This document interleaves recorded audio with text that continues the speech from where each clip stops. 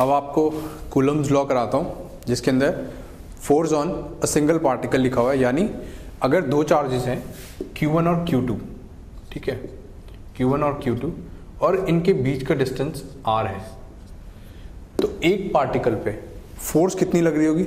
Fe should be equals to K, ये proportionality constant है हमारा, ठीक है, K into Q1 Q2 upon R square.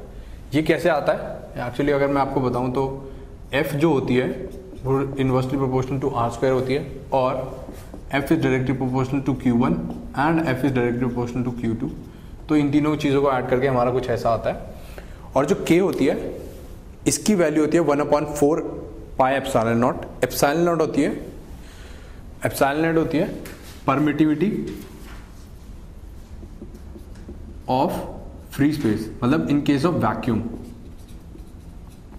इसके लिए आपको ज़्यादा डिटेल में जाने की जरूरत नहीं है, आप सिर्फ इसकी वैल्यू का ध्यान रखें जो होगी एप्सिलॉन नॉट की वैल्यू होगी 8.85 into 10⁻⁻12 coulomb square upon newton metre square, ठीक है। ये यूनिट आप याद रखेंगे और इसकी वैल्यू याद रखेंगे।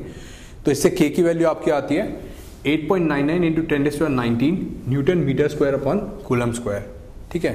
तो किसी भी पार्टिकल पे, यानी इस पार्टिकल पर या इस पार्टिकल पर फोर्स हमेशा इतनी ही होगी, ठीक है। और चार्ज के ऊपर डिपेंड करेगा कि अगर ये पॉजिटिव चार्ज है, दोनों पॉजिटिव हैं, तो इसके ऊपर फोर्स रिपेल कर रही होगी, यानी इस डायरेक्शन में लग रही होगी, उस फोर्स की वैल्यू इतनी होगी।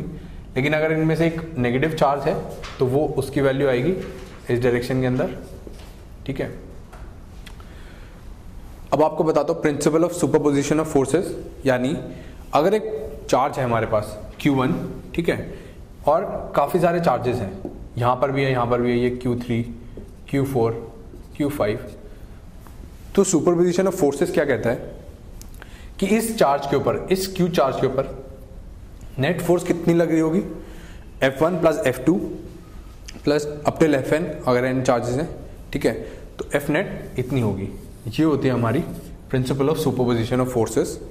अब Fe की वैल्यू मैंने आपको जो बताई थी वो होती है 1/4 pi epsilon not Q1 Q2 upon R square. ये वैल्यू होती है वैक्यूम के अंदर, ठीक है, ये इन केस ऑफ वैक्यूम होती है। बट अगर कोई मीडियम दे रखा है, ठीक है, तो हमको उसकी डाइलेक्ट्रिक स्ट्रेंथ दे रखी है, यानी K की वैल्यू गिवन है। K जो होता है ये होती है हमारी डाइलेक्ट्रिक स्ट्रेंथ। तो जो आपकी फोर्स की वैल्यू हो जाती है Fe dash is equals to Fe upon K हो जाती है, जो कि ये आ जाता है। अब ये डाइलेक्ट्रिक मीडियम में ऐसा क्यों होता है? क्योंकि डाइलेक्ट्रिक मीडियम के अंदर क्या फंडा है कि अगर ये हमारा डाइलेक्ट्रिक मीडियम है और इसके अंदर दो चार्जेस हैं Q1 और Q2, तो जब आप इस पर फोर्स निकालेंगे Q1, इसकी वैल्यू सेम Fe की वैल्यू नहीं आती। वो इसलिए नहीं आती क्योंकि इस मीडियम के अंदर क्या होता है, ड्यू टू दीज चार्जेस और चार्जेस भी डेवलप हो जाते हैं।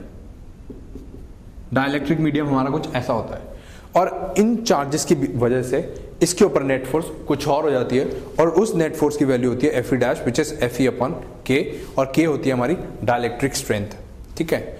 और अगर मेरे को ये जो फोर्स है, जो मैंने यहाँ पर फोर्स निकाली थी कूलम्स लॉ से, उसकी अगर वैल्यू मेरे को आपको वेक्टर फॉर्म में बतानी हो तो क्या होगी? अगर इसका पोजीशन वेक्टर ओरिजिन से R1 है और ये R2 है, तो जो नेट फोर्स होगी वो होगी 1/4 pi epsilon not Q1 Q2 into R1 minus R2। इसका वेक्टर R1 माइनस R2 की वैल्यू क्या आएगी? आपको पता है अगर ये R12 है, ठीक है, तो अगर ये है R1 minus R2 this is equals to R12, तो होगा R1 is equals to R2 plus R12। और ट्राइंगल वाले लॉ से मैंने आपको बताया था कि इन दोनों का एडिशन होगा, यानी अगर कुछ R2 ऐसा है और R12 ऐसा है तो R1 की वैल्यू ये होगी, ठीक है। तो मेरी R12 की डायरेक्शन है ये वाली, यानी अगर ये दोनों सेम चार्ज के हैं, यानी ये प्लस है, ठीक है, तो रिपल कर रहे होंगे, तो Q1 के ऊपर कितना फोर्स लग रहा होगा? ये जो मैंने F1 निकाला है ये है Q1 के ऊपर force due to the charge Q2, तो इसकी डायरेक्शन रिपेल की होगी, यानी इस डायरेक्शन के अंदर होगी। तो आप देखेंगे कि डायरेक्शन अपने आप आ जाती है।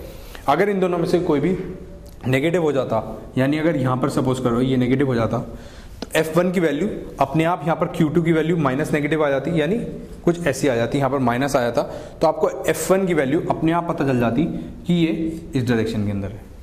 तो ये आपका वेक्टर रिप्रेजेंटेशन है, ठीक है। ये चीज़ आप याद रखेंगे क्योंकि कभी कभार आपको सुपरपोजिशन ऑफ फोर्सेस यूज़ करना पड़ता है, ये कई बार आपको ये फॉर्मूला यूज़ करना पड़ेगा, ठीक है। तो ये चीज़ आप याद रखेंगे। एक और इम्पॉर्टेंट थ्योरम होती है विच इज़ कॉल्ड लैमीज थ्योरम। ये मैंने आपको पहले नहीं बताई। ये जो लैमीज थ्योरम होती है ये आप जो आपका लॉज ऑफ मोशन था उसके अंदर भी आप यूज़ कर सकते हैं, कई जगह ये यूज़ हो सकती है। ये थ्योरम क्या कहती है कि अगर एक कोई पार्टिकल या बॉडी है और उसके ऊपर 3 फोर्सेस लग रही हैं और ये पार्टिकल इक्विलिब्रियम में है, ठीक है, तो क्या होगा, F1 plus F2 bar plus F3 bar should be equals to 0। ये तभी इक्विलिब्रियम में होंगी, ठीक है। और लैमीज थ्योरम ये कहती है कि अगर ये कंडीशन है F1 plus F2 plus F3 is equals to 0 तो क्या होगा, और इन तीनों के बीच का एंगल गिवन है अल्फा बीटा गामा, तो क्या होगा कि F1 और इसके opposite angle which is upon sine alpha, F1 upon sine alpha is equals to F2 upon sine beta is equals to F3 upon sine gamma, ठीक है। कई जगह पर ऐसा होगा कि आप ये पता नहीं कर पाएंगे कि ऑपोजिट एंगल कौन सा है। ऑपोजिट एंगल आप सिंपली ये देखेंगे कि कौन सा वाला एंगल इस लाइन की वजह से नहीं आ रहा, मतलब अल्फा इसके और इस लाइन के बीच में, तो ये इसका ऑपोजिट एंगल नहीं है, ठीक है। और F3 ये जो बीटा एंगल है ये F3 और F1 के बीच में है, ठीक है, तो ये भी इसका ऑपोजिट एंगल नहीं है। ऑपोजिट एंगल कौन सा होगा, जिसके अंदर इसका फोर्स का डायरेक्शन का कोई रोल नहीं है, यानी जो गामा है वो F1 और F2 के बीच में है, तो इसलिए ये F3 का ऑपोजिट एंगल है। ये चीज़ आप याद रखेंगे। ये कई जगह आपका क्वेश्चन जो है काफ़ी सिंपल कर सकती है, तो ये चीज़ आप हमेशा माइंड में रखेंगे क्वेश्चन सॉल्व करते वक्त, आपको ये याद रहनी चाहिए। This is a very important theorem.